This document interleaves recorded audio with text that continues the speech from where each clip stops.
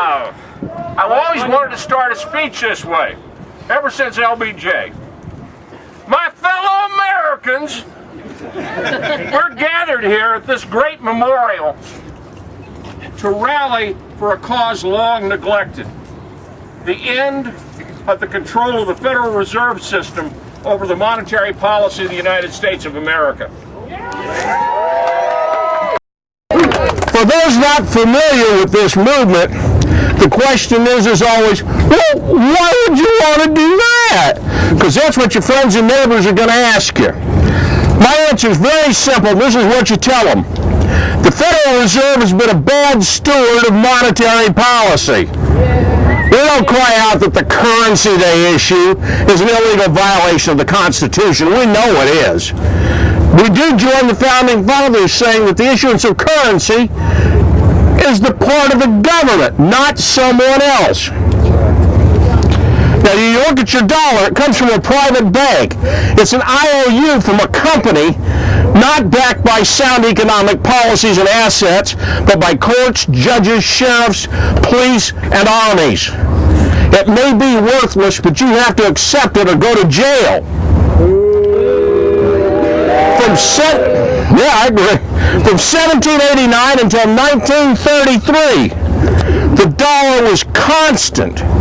The dollar, $20.50 bought an ounce of gold. 1789 to 1933.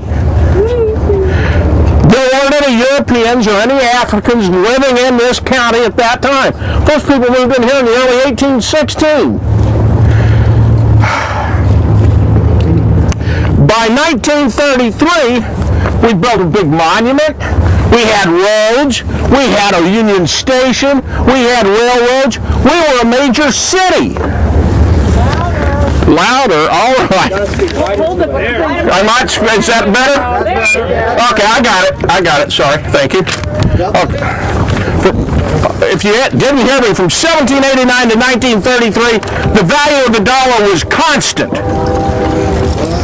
We didn't have any Europeans or Africans living here in 1789. But by 1933, we built this monument, we built that Union Station, we built a city, a major city in the world. But our dollar had always been constant. In 1933, the government decided that they were going to reduce the buying power of the dollar by 50%. That's what they did. And they took away your ability to hold gold. They've since changed that. We can get gold back now, but you can't trade it. Take your dollar, go over to the nearest bank, try and turn it in and get silver or gold. It's not going to happen. Thank you. From 1933 to 1971, the dollar stayed constant at $33 to an ounce of gold. We fought the Second World War, we built the suburbs, we went to the moon, and the value of the dollar was constant. In 1971, Federal Reserve got what it wanted. It got rid of not only U.S. Treasury notes, but hard money coins. And we went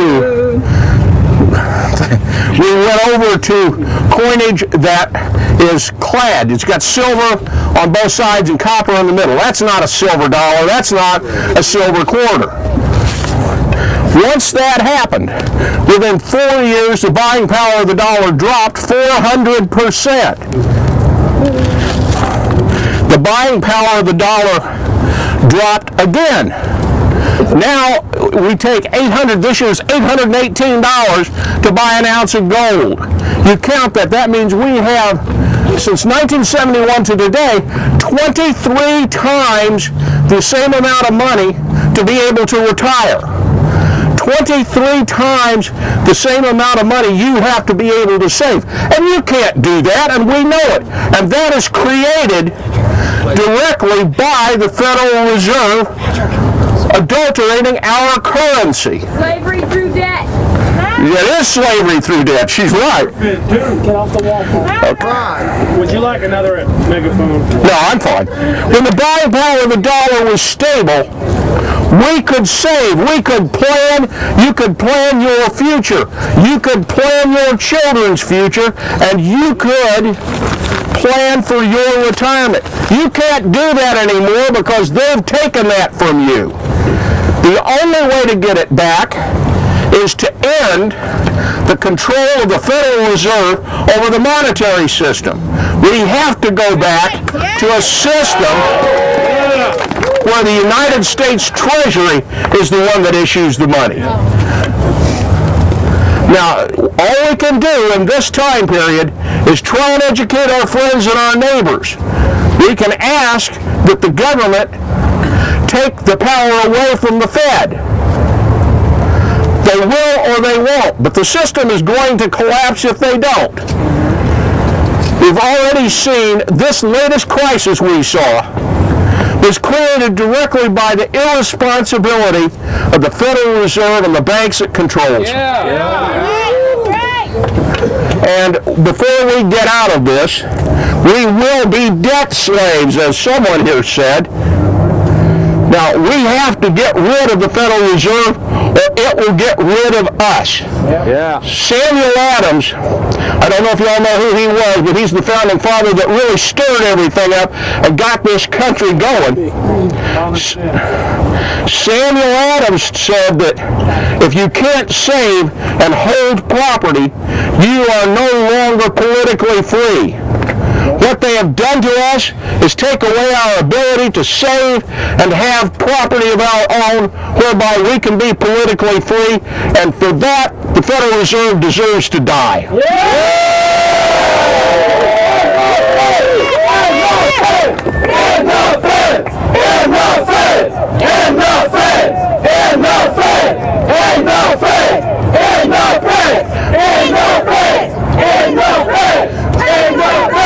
I've got one more thing to say to you. I know you're going to go down to the IRS here in a minute. I want you to think about this on your way down. I want you to think about changing the tax code with one line. One line only, it's all it takes. And we say, the cost of living, as determined by the Department of Labor, shall not be taxable. That returns to 90% of the American people their control over their own lives and their freedom. That's all it takes. Remember it and spread it. Thank you very much. I'm giving this microphone to Jim Guest.